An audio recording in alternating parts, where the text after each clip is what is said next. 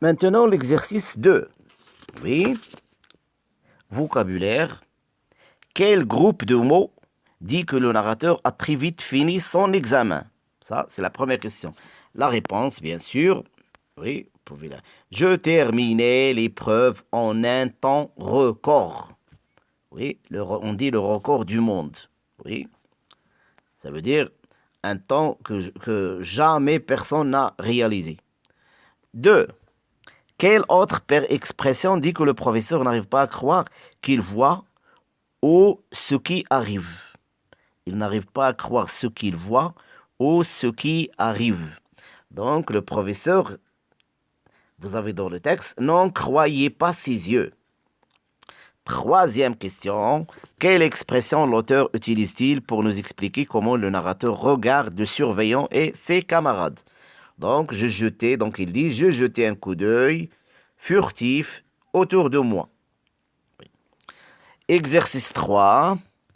Répondez aux questions suivantes. Ce récit est-il à la première ou à la troisième personne? Justifiez votre réponse. Donc, toutes les réponses que j'ai reçues, donc, bien sûr, étaient correctes. Donc, c'est un récit à la première personne. Le narrateur est un personnage de récit. Oui, donc c'est un point de vue interne. Oui, vous vous rappelez les points de vue interne, externe et omniscient. Donc là, nous avons un point de vue interne, parce que le narrateur est un personnage de l'histoire.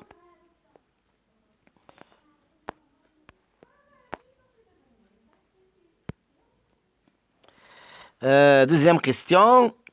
À quel problème le narrateur est-il confronté? Sur quel ami adjuvant compte-t-il pour résoudre ce problème? Donc, le problème du narrateur, donc vous avez ici encore la première question, des quelques réponses, c'est le héros de ce récit. Donc, c'est un récit à la première personne. Donc, la suite de la première question, c'est le héros de ce récit. Il utilise tout au long du texte des pronoms et des déterminants à la première personne du singulier je, moi, mon.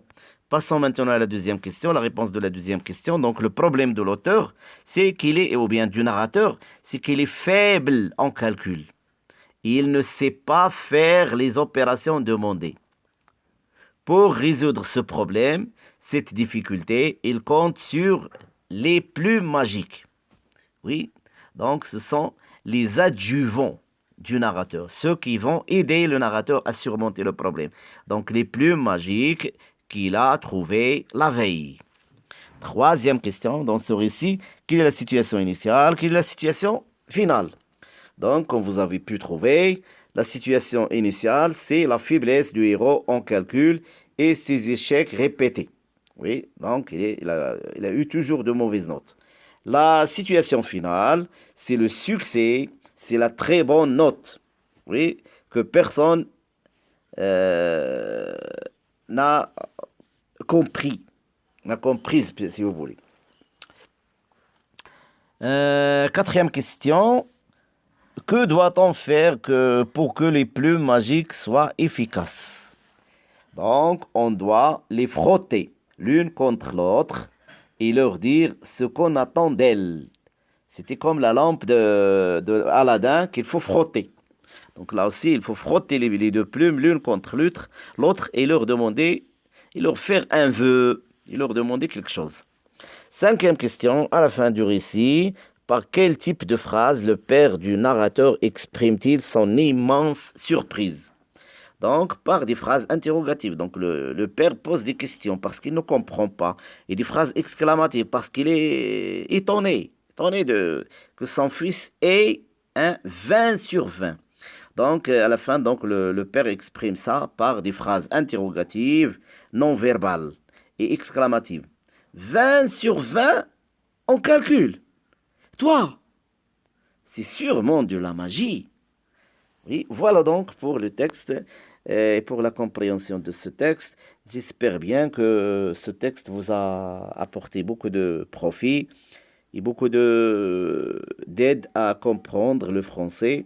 Et demain, Inch'Allah, on retournera à notre histoire, oui, le chevalier double. Demain, on finira l'histoire du chevalier double. Donc, je vous invite à lire l'histoire pour demain, Inch'Allah. Allez, bon Ramadan et bonne fête de Eid al-Fitr. Oui, en arabe on dit Eid al-Fitr, mais en français on dit la rupture du jeûne. Oui, à bientôt.